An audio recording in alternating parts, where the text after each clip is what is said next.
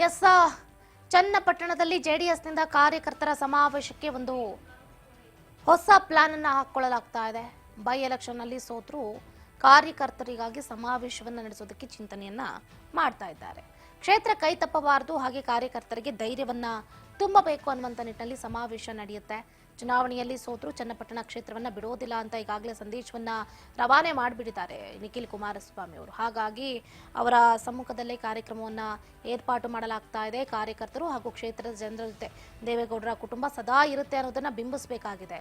ಯಾವಾಗ ಬಿಂಬಿಸೋದು ಅನ್ನೋದಕ್ಕಿಂತ ಈಗಾಗಲೇ ಅವ್ರದೇ ಕ್ಷೇತ್ರ ಹೇಳಬೇಕು ಅಂತಂದ್ರೆ, ಸೊ ಜೆಡಿಎಸ್ನ ಭದ್ರಕೋಟೆ ಯಾವತ್ತೂ ಕೂಡ ನಾವು ಸೋತರು ಗೆದ್ರು ಇದು ನಮ್ಮದೇ ಅನ್ನುವಂಥ ಫೀಲನ್ನು ಕೊಡೋದಕ್ಕೆ ಮುಂದಾಗ್ತಿದ್ದಾರೆ.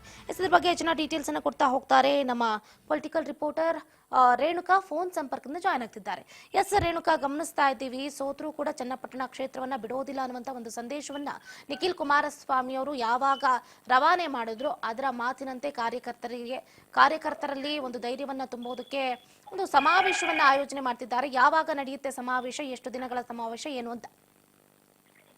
ಚಂದ್ರಕಲಾ, ಉಪಚುನಾವಣೆಯಲ್ಲಿ ಏನು ಜೆಡಿಎಸ್ ಅಭ್ಯರ್ಥಿ ನಿಖಿಲ್ ಕುಮಾರಸ್ವಾಮಿ ಅವರು ಸೋಲನ್ನು ಅನುಭವಿಸಿದ್ರು. ಈ ಸೋಲಿಂದ ಹೊರಬರಕ್ಕೂ ಕೂಡ ಸಾಕಷ್ಟು ಒಂದು ಕಷ್ಟವನ್ನು ಪಡ್ತಾ ಇದ್ದಾರೆ ಸದ್ಯದ ಮಟ್ಟಿಗೆ.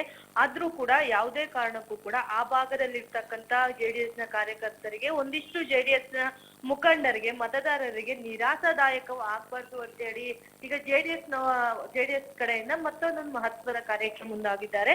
ಸೋತ್ರು ಕೂಡ ನಾವು ಕ್ಷೇತ್ರದ ಪರವಾಗಿ ಇರ್ತೀವಿ, ಅಲ್ಲಿನ ಜನರ ಪರವಾಗಿ ಇರ್ತೀವಿ, ಯಾವುದೇ ಕಾರಣಕ್ಕೂ ಕೂಡ ಅಲ್ಲಿನ ಜನರ ವಿರುದ್ಧವಾಗಿ, ಅಲ್ಲಿನ ಮತದಾರರ ವಿರುದ್ಧವಾಗಿ ನಾವು ನಡ್ಕೊಳ್ಳಲ್ಲ. ಹಾಗಾಗಿ ಆ ಒಂದು ಕ್ಷೇತ್ರದಲ್ಲಿ ಇನ್ನೂ ಕೂಡ ಜೆಡಿಎಸ್ ಪಕ್ಷ ಬಲಿಷ್ಠವಾಗಿರ್ಲಿದೆ ಅನ್ನೋದನ್ನು ಕೂಡ ಸಾಬೀತುಪಡಿಸ್ಕೊಳ್ಳಕ್ಕೆ ಈಗಾಗಲೇ ಆ ಒಂದು ಕ್ಷೇತ್ರದಲ್ಲಿ ಸೋತ ನಂತರ ಕೂಡ ಒಂದು ಬೃಹತ್ ಆದಂತಹ ಸಮಾವೇಶವನ್ನು ಏರ್ಪಡಿಸಿ ಅಲ್ಲಿರ್ತಕ್ಕಂತ ಒಂದಿಷ್ಟು ಜನರಿಗೆ ಒಂದು ಸಂದೇಶವನ್ನು ರವಾನೆ ಮಾಡಬೇಕು ಅನ್ನೋ ಒಂದು ನಿಟ್ಟಿನಲ್ಲಿ ಕೂಡ ಈಗಾಗಲೇ ಅಲ್ಲಿ ಒಂದು ಬೃಹತ್ ಆದ ಸಮಾವೇಶವನ್ನು ಕೂಡ ನಡೆಸಬೇಕು ಅಂತೇಳಿ ಈಗಾಗಲೇ ಜೆಡಿಎಸ್ ನ ವರಿಷ್ಠರು ಕೂಡ ತೀರ್ಮಾನ ಮಾಡಿರುವಂತದ್ದು. ಹಳೆ ಮೈಸೂರು ಭಾಗದಲ್ಲಿಯೂ ಕೂಡ ಇನ್ನು ಮೊದಲಿನಿಂದಲೂ ಕೂಡ ಹೇಳಾಗ್ತಾ ಇತ್ತು, ಆ ಒಂದು ಭಾಗ ಅಂದ್ರೆ ಜೆಡಿಎಸ್ ನ ಭದ್ರಕೋಟೆ, ಆ ಒಂದು ಭದ್ರಕೋಟೆ ಯಾರಿಂದೂ ಕೂಡ ಚರ್ಚೆಗೆ ಆಗಲ್ಲ ಅನ್ನೋ ಒಂದು ಇತಿಹಾಸ ಕೂಡ ಇದ್ರು. ಆದ್ರೆ ಮೊನ್ನೆ ನಡೆದಂತಹ ಒಂದು ಚುನಾವಣೆಯಲ್ಲಿ ಆ ಕ್ಷೇತ್ರ ಕಾಂಗ್ರೆಸ್ ಕೈ ಸೇರಿರುವುದರಿಂದ ಎಲ್ಲ ಒಂದ್ ಕಡೆ ಅಲ್ಲಿರ್ತಕ್ಕಂಥ ಒಂದಿಷ್ಟು ಜನರಿಗೆ ಸಾಕಷ್ಟು ಒಂದು ಮುಜುಗರ, ಬೇಜಾರ ಇದೆಲ್ಲ ಉಂಟಾಗಿರೋದ್ರಿಂದ ಆ ಒಂದು ಸೋಲಿನ ಒಂದು ಆಘಾತದಿಂದ ಹೊರಗಡೆ ಬರ್ಬೇಕು.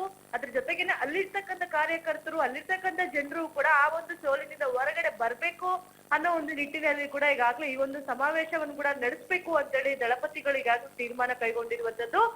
ಇಂದು ಈಗಾಗಲೇ ದೆಹಲಿಯಲ್ಲಿ ಸಂಸತ್ ಅಧಿವೇಶನವು ಕೂಡ ಆರಂಭವಾಗಿದೆ. ಆ ಒಂದು ಕಾರಣಕ್ಕೆ ದೇವೇಗೌಡರು ಮತ್ತೆ ಕೇಂದ್ರ ಸಚಿವರಾದಂತಹ ಕುಮಾರಸ್ವಾಮಿ ಅವರು ಕೂಡ ಆ ಒಂದು ಅಧಿವೇಶನದಲ್ಲಿ ಭಾಗಿಯಾಗಬೇಕಾಗುತ್ತೆ.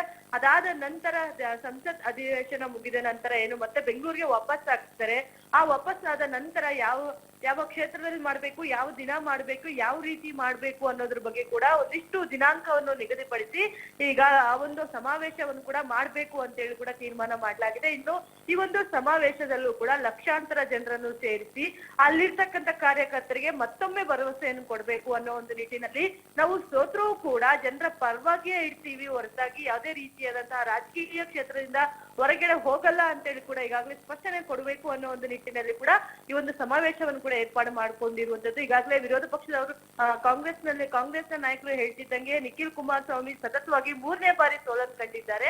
ಹಾಗಾಗಿ ಆ ಕ್ಷೇತ್ರದಲ್ಲಿ ಈಗಾಗಲೇ ಆ ಒಂದು ಕ್ಷೇತ್ರ ಏನು ಜೆಡಿಎಸ್ ನ ಕೈ ತಪ್ಪಿ ಹೋಗಿದೆ. ಮುಂದಿನ ದಿನಗಳಲ್ಲಿ ಅವರ ಒಂದು ಈ ಒಂದು ಕ್ಷೇತ್ರದತ್ತ ಗಮನ ಹರಿಸುವುದು ಅತ್ಯಂತ ಕಡಿಮೆ ಆಗ್ಬೋದು, ನಿರಾಶಾದಾಯಕ ಆಗ್ಬೋದು ಅನ್ನೋ ಒಂದು ಆರೋಪಗಳು ಕೂಡ ಕೇಳಿ ಬರ್ತಾ ಇದ್ದಾವೆ. ಹಾಗಾಗಿ ಅವರು ಯಾವುದೋ ಕಾರಣಕ್ಕೂ ಕೂಡ ಇಲ್ಲಿಂದಲೇ ನನ್ನ ರಾಜಕೀಯ ಜೀವನವನ್ನು ಆರಂಭ ಮಾಡ್ತೀನಿ ಅಂತ ಹೇಳಿ ಕೂಡ ಈಗಾಗಲೇ ನಿಖಿಲ್ ಕುಮಾರಸ್ವಾಮಿ ಅವರು ಕೂಡ ಹೇಳಿದಂತೆ ಯಾವುದೇ ಕಾರಣಕ್ಕೂ ಕೂಡ ಆ ಕ್ಷೇತ್ರದಲ್ಲಿ ಸೋತ್ರು ಕೂಡ ಗೆದ್ರು ಕೂಡ ಆ ಕ್ಷೇತ್ರದ ಜನತೆಯ ಪರವಾಗಿ ನಾವು ನಿಲ್ತೀವಿ, ಮುಂದಿನ ದಿನಗಳಲ್ಲೂ ಕೂಡ ಆ ಕ್ಷೇತ್ರದ ಪರವಾಗಿನೇ ನಾವು ಇರ್ತೀವಿ ಅನ್ನೋ ಒಂದು ಸಂದೇಶವನ್ನು ಕೂಡ ರವಾನೆ ಮಾಡುವ ಒಂದು ನಿಟ್ಟಿನಲ್ಲಿ ಈ ಒಂದು ಸಮಾವೇಶವನ್ನು ಮಾಡಬೇಕು ಅಂತ ಹೇಳಿ ಈಗಾಗಲೇ ಎಲ್ಲ ಸಿದ್ಧತೆಗಳನ್ನು ಮಾಡ್ಕೊಂಡಿರುವಂತದ್ದು.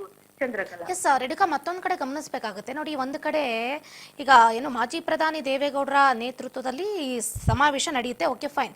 ಬಟ್ ಜೆಡಿಎಸ್ ನಾಯಕರಿಗೆ ಟಕ್ಕರ್ ಅನ್ನ ಕೊಡೋದಕ್ಕೆ ಅಹಿಂದ್ರ ಅಸ್ತವನ್ನ ಬಿಡೋದಕ್ಕೆ ಸಿದ್ದರಾಮಯ್ಯನವರು ಕೂಡ ರೆಡಿ ಆಗ್ತಾ ಇದ್ದಾರೆ. ಹಾಸನದಲ್ಲಿ ಡಿಸೆಂಬರ್ 5ನೇ ತಾರೀಕು ಸಿದ್ದರಾಮಯ್ಯನವರು ಕೂಡ ಶಕ್ತಿ ಪ್ರದರ್ಶನವನ್ನ ಮಾಡ್ತಾ ಇದ್ದಾರೆ. ಯಾಕೆ ಹಳೆ ಮೈಸೂರು ಭಾಗವನ್ನೇ ಟಾರ್ಗೆಟ್ ಮಾಡ್ತಾ ಇದ್ದಾರೆ ಬಿಜೆಪಿ, ಜೆಡಿಎಸ್ ಹಾಗೆ ಕಾಂಗ್ರೆಸ್ನ ನಾಯಕರು ಅಂತ?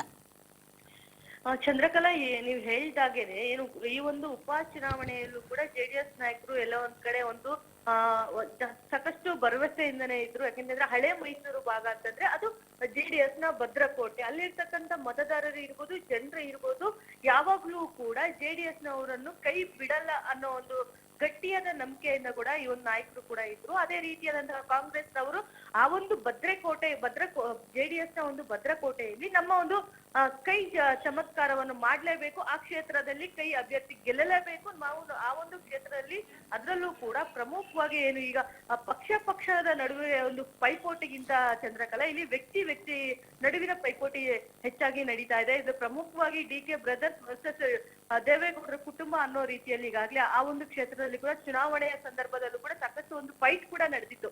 ಹಾಗಾಗಿ ಈಗ ತಮ್ಮ ಒಂದು ಏನು ಆಧಿಪತ್ಯವನ್ನು ಈಗಾಗಲೇ ಕಾಂಗ್ರೆಸ್ ನಾಯಕರು ಅಲ್ಲಿ ಒಂದು ಅಭ್ಯರ್ಥಿಯನ್ನು ಗೆಲ್ಲಿಸ್ಕೊಂಡು ಬರುವ ಮೂಲಕ ಈಗಾಗಲೇ ಅಲ್ಲೂ ಕೂಡ ಒಂದಿಷ್ಟು ತಮ್ಮ ಒಂದು ಬಲವನ್ನು ಕೂಡ ಬಲಪಡಿಸಿಕೊಂಡಿರುವಂತದ್ದು. ಅದೇ ರೀತಿಯಾದಂತಹ ಮುಂದುವರೆದು ಕೂಡ ಮುಂದಿನ ದಿನಗಳಲ್ಲೂ ಕೂಡ ಆ ಒಂದು ಕ್ಷೇತ್ರದಲ್ಲಿ ಕಾಂಗ್ರೆಸ್ ಅನ್ನು ಮತ್ತಷ್ಟು ಗಟ್ಟಿ ಮಾಡ್ಲಿಕ್ಕೆ ಅಲ್ಲಿರ್ತಕ್ಕಂಥ ಏನು ಬಿಜೆಪಿ ಜೆಡಿಎಸ್ ನ ಭದ್ರಕೋಟೆ ಅಂತ ಹೀಗೇನು ಹೇಳಲಾಗ್ತಾ ಇದೆ, ಆ ಒಂದು ಭದ್ರಕೋಟೆಯನ್ನು ಸಂಪೂರ್ಣವಾಗಿ ನಿರ್ನಾಮ ಮಾಡಬೇಕು. ಅಲ್ಲಿ ಕೈಯನ್ನು ಮತ್ತಷ್ಟು ಬಲಪಡಿಸಬೇಕು ಅಂತೇಳಿ ಈಗಾಗಲೇ CM ಸಿದ್ದರಾಮಯ್ಯ ಮತ್ತೆ DK ಬ್ರದರ್ಸ್ ಕೂಡ ಪಣ ತೊಟ್ಟಿರುವಂತದ್ದು. ಆ ಒಂದು ಕಾರ್ಯತಂತ್ರದಲ್ಲೂ ಕೂಡ ಈಗ ಮೊದಲನೇ ಹಂತದಲ್ಲಿ ಏನು ಅಭ್ಯರ್ಥಿಯನ್ನು ಗೆಲ್ಲಿಸಿಕೊಂಡು ಬರುವ ಮೂಲಕ ಯಶಸ್ವಿಯನ್ನು ಕಂಡಿರುವಂತದ್ದು. ಹಾಗಾಗಿ ಮುಂದುವರೆದು ಕೂಡ ಇದೇ ಒಂದು ಯಶಸ್ವಿಯನ್ನು ಮುಂದಿಟ್ಕೊಂಡು ಮುಂದಿನ ದಿನಗಳಲ್ಲೂ ಕೂಡ ಆ ಕ್ಷೇತ್ರದಲ್ಲಿ ಜೆಡಿಎಸ್ ನ ಸಂಪೂರ್ಣವಾಗಿ ನಿರ್ನಾಮ ಮಾಡಿ ಈ ಒಂದು ಯಶಸ್ವಿಯನ್ನು ಮುಂದುವರಿಸಿಕೊಂಡು ಹೋಗ್ಬೇಕು ಅನ್ನೋದು ಈಗ ಸದ್ಯದ ಮಟ್ಟಿಗೆ ಕಾಂಗ್ರೆಸ್ನ ಪ್ಲಾನ್ ಆಗಿರುವಂತದ್ದು. ಚಂದ್ರಕಲಾ, ಥ್ಯಾಂಕ್ ಯು ರೇಣುಕಾ, ನಿಮ್ಮ ಕಂಪ್ಲೀಟ್ ಮಾಹಿತಿಗಾಗಿ.